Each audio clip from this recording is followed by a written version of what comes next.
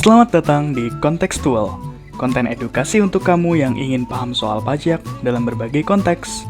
Pada video sebelumnya, kita telah membahas bahwa PPN dikenakan dan dipungut dalam seluruh proses produksi dan distribusi yang tujuan akhirnya membebani konsumen akhir. Lantas, apa ya maksud dari kalimat tersebut? Sebelum kita menjawab pertanyaan tersebut, ada satu hal penting yang perlu kita pelajari bersama, yaitu pajak masukan dan pajak keluaran. Nah, dalam video kali ini, kita akan mengulas bersama mengenai pajak masukan dan pajak keluaran dalam PPN. Yuk kita simak bersama.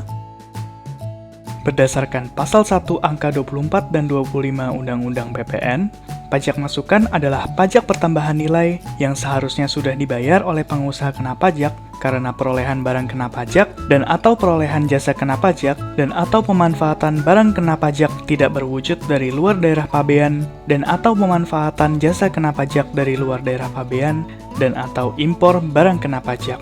Sedangkan, pajak keluaran adalah pajak pertambahan nilai terutang yang wajib dipungut oleh pengusaha kena pajak yang melakukan penyerahan barang kena pajak, penyerahan jasa kena pajak, ekspor barang kena pajak berwujud, ekspor barang kena pajak tidak berwujud, dan atau ekspor jasa kena pajak.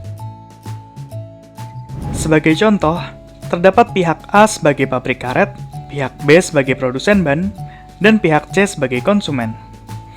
Pihak B melakukan pembelian karet kepada pihak A sebesar 10.000. Akibat tarif PPN 10%, maka jumlah yang harus dibayarkan pihak B adalah 11.000, yaitu 10.000 ditambah 1.000. Nah, besaran 1.000 inilah merupakan pajak masukan bagi pihak B. Selanjutnya, pihak B memproses karet tersebut dan memproduksi ban yang kemudian dijual dengan harga 50.000. Pihak C lalu membeli ban tersebut dengan ditambahkan tarif PPN 10%, jumlah yang diterima pihak B menjadi 55.000, yaitu 50.000 ditambah 5.000. Nilai 5.000 inilah merupakan pajak keluaran bagi pihak B. Selanjutnya, berdasarkan pasal 9 ayat 2 Undang-Undang PPN, pajak masukan dalam suatu masa pajak dikreditkan dengan pajak keluaran dalam masa pajak yang sama. Dari pengkreditan ini, terdapat dua skenario yang dapat terjadi. Pertama, apabila pajak keluaran lebih besar daripada pajak masukan, selisihnya merupakan PPN yang harus disetor oleh PKP.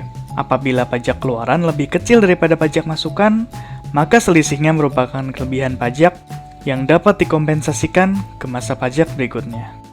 Sebagai contoh, seperti dalam ilustrasi sebelumnya, pihak B memiliki pajak keluaran yang lebih besar daripada pajak masukan. Maka, pihak B harus menyetorkan selisih 4.000 tersebut kepada Direktorat Jenderal Pajak. Jadi sudah paham ya sekarang mengenai pajak masukan dan pajak keluaran.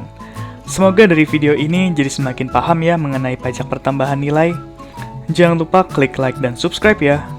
Dan klik tombol notification agar tidak ketinggalan video-video terbaru dari channel YouTube DDTC Indonesia. Sampai jumpa di video berikutnya. Salam pajak.